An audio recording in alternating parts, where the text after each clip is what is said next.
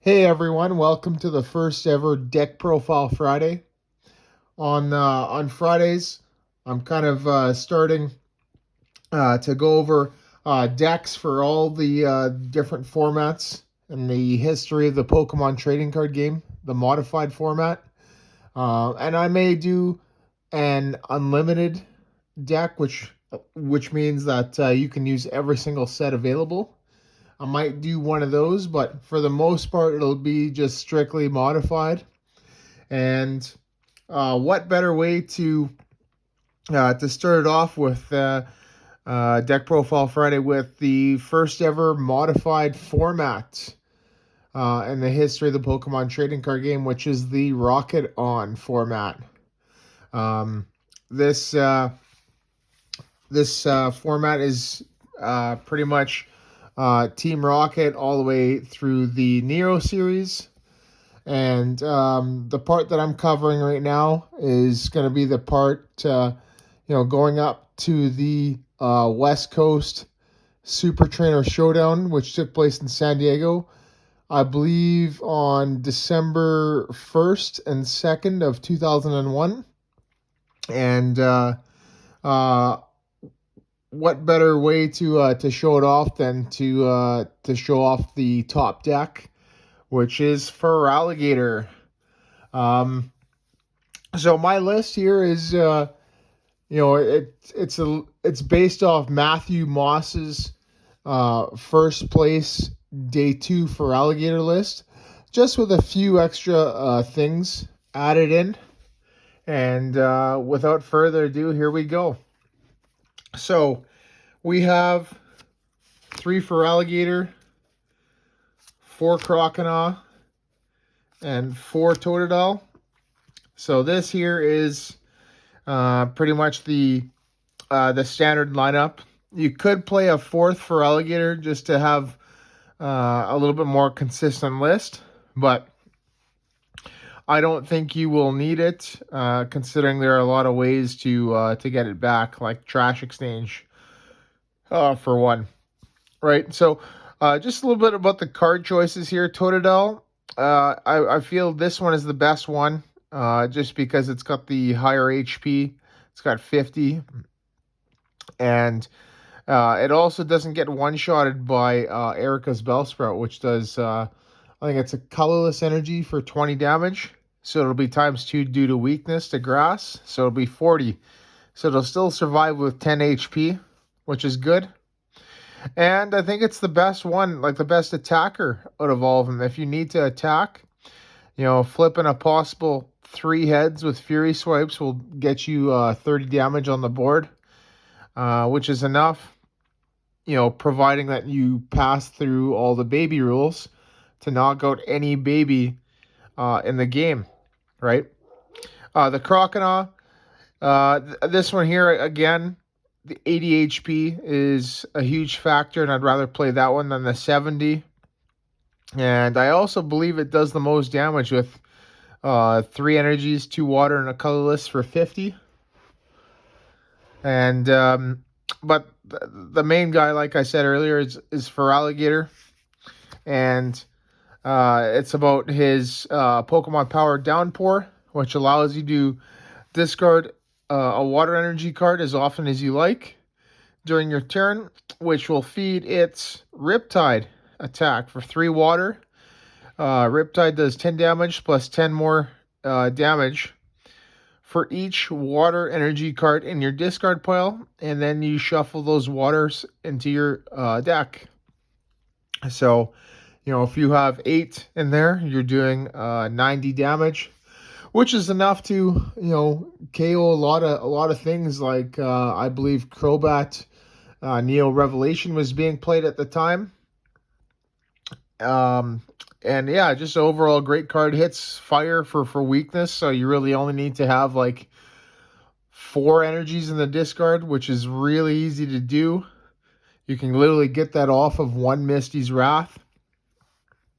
Weakness to grass, so pretty much a standard weakness for the whole Feraligatr lineup in Neo Genesis. And yeah, I have to 3 retreat costs, but you're not really going to be retreating them, right? if you're going to be switching him, it's probably going to be due to a double gust or uh, a warp point, which really isn't played a whole lot, but I think it might still see some play. So that's the Feraligatr line. Next, we're on to the extra Pokemon, which is the babies and Smeargle. So Cleffa is pretty much the standard starter. It allows you to set up with its Eek attack, which allows you to shuffle your hand into your deck, draw 7 cards. It's got the baby rule, which is a built-in focus band, which actually all the babies do. And then one other really good thing about it, actually, I guess 2 other really good things about it is no weakness, and it's got no retreat costs, which can be the same thing can be said for Igglybuff, Magby, and Pichu. So that's awesome. Igglybuff, I find that's actually pretty good. It's a Pokemon power which you can target one of your opponent's bench Pokemon and then shut his power off. So it's a little bit more proactive Magby.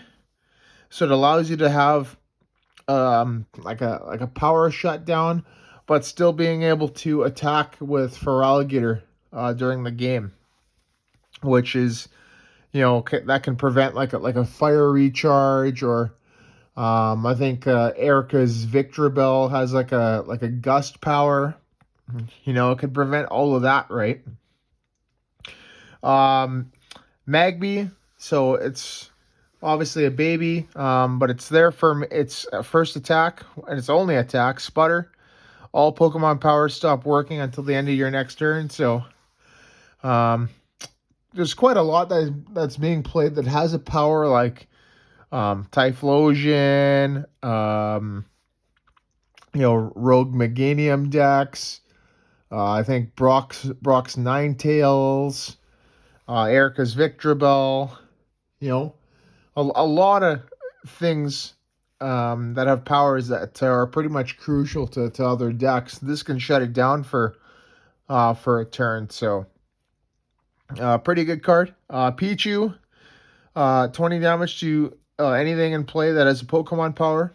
So yes, it does hurt your own Feraligatr, but at the same time, this card can literally cripple other decks. Mainly Blaine's Arcanine and Typhlosion. If you're able to zap, and let's say you have a focus man attached on here, right? You zap, and if you're able to zap, like let's say 5 turns in a row, you're able to knock out a Typhlosion, no problem. Smeargle, it's actually pretty good. I think it's pretty good in the mirror because you're able to use a Riptide, right? And you can do it for 1 less energy, because it allows you to copy the attack that the defending Pokemon used last turn, and it doesn't need to have the energy requirement or anything else in order to do that. So, or even copying a Blaine's Arcanine, using Firestorm for 120, what an awesome card. So that does it for the Pokemon lineup. On to the trainers. Okay, so we'll start with the 4-ofs. We got 4 Double Gust, 4 Misty's Wrath, 4 Professor Elm, and 4 Trash Exchange. So Double Gust is really good just because it gets around the baby rule, right? A lot of the time, like in the game where you're going to be faced with kind of 2 choices, right? Like leaving a main attacker up front or leaving a baby up front, right? And that goes for your opponent too. Let's say you want to knock something out and your opponent has a baby in the active. This can get around that, right? Plus, not to mention, it's pretty much free. Like, let's say you have 1 Feraligatr on the bench and an active baby. You can play that, bring something up. They can either bring up your Feraligatr or one of the other babies. And if they bring up one of your other babies, then you just retreat into the Feraligatr, right? So it's pretty much a free gust of wind. And that's just amazing. For Misty's Wrath, just because it allows you to go through like more of your deck and pick the key cards that are needed to build your setup, as well as it allows you to feed your discard pile with water energy, right? Which is really the whole point of the deck, right? For Professor Elm, just a good draw card, right? Yeah, there's a drawback. You can't play any more trainer cards this turn, but if you get a good hand off of it, right, then it's no problem. 4 Trash Exchange. Now, 4 is kind of debatable. I don't play Nightly Garbage Run or Time Capsule in this deck, so this kind of acts like it, right? If you don't discard the card after the shuffle, right? And really, like another thing with this card is that it allows you to actually never run out of cards in your deck, right? The only way to run out of cards is if this card, like if all copies of it are discarded. So that's a pretty huge plus. And that does it for the 4 ofs. So now I got 1 3 of, which is 3 Secret Mission. So this year is, I like it. I think that it's a pretty good card. It allows you to see like what your opponent has coming, and more importantly, it allows you to discard water energies to draw extra cards, right?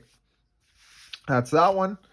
The 2 ofs, I got just 2 focus bands. Now you could play 1 or 2 more, but the other thing that you could do is that instead of playing focus band, you could play Goldberry, right?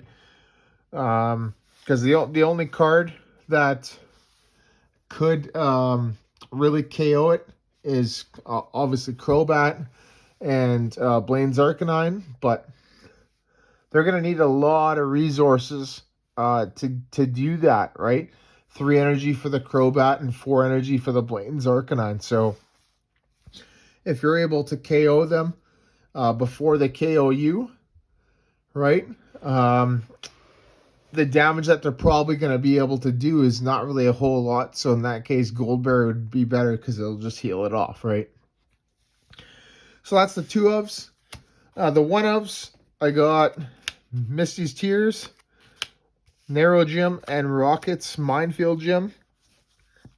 So Misty's Tears, this is such a good card. It allows you to discard 1 card to search your deck for up to 2 water energy, and then put them into your hand.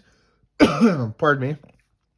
So the thing with this card is that if you discard a water energy, right, you can search your deck for up to 2 more, and then you just downpour them, right? So really, instead of only getting 2 waters in the discard, you can get 3, which is actually really good. So good card. Narrow Gym. So this is pretty good for a lot of setup decks like Blaine's Arcanine and Typhlosion, which drops their bench space, which is actually really huge because that can make a difference between them getting like a 3rd Typhlosion in play or not. And it also, between that and Rocket's Minefield Gym, it acts as a counter stadium to the Cinnabar City Gym, which drops their weakness to water on all Blaine Pokemon, so Blaine's Arcanine. Rocket's Minefield Gym, whenever any player puts a basic onto his or her bench, he or she flips a coin of tails, put damage counters, and I believe it's 2. So that's pretty good. It can make a difference between getting an easier one-hit KO and not, right? If they're already damaged prior, right? Let's say on a Crobat, you only need to have, I think, 6 water in the discard to knock out a Crobat, or 4 water to knock out actually 3 water to knock out a Blaine's Arcanine, which is it's just so much more achievable. So that's the one-ofs. And then lastly, we got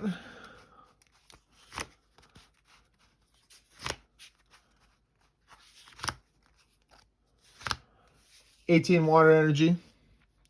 So this here, I think is pretty standard. Couple things that you could do is you could, drop it for maybe like a full heal energy or a potion energy or 2. Pretty good. You could drop it, if you want to add, drop a copy or 2 if you want to add some more trainer cards into the deck. Chaos Gym can actually be pretty good for it, for the deck, with Double Gust. It's pretty disruptive. Time Capsule or Nightly Garbage Run you could add in, right? Just depends on what you want to do with it, right? So, yeah, there you go. This deck is very good. It's perhaps the most dominant deck of any and all formats, modified formats in the history of the game. Even with Crobat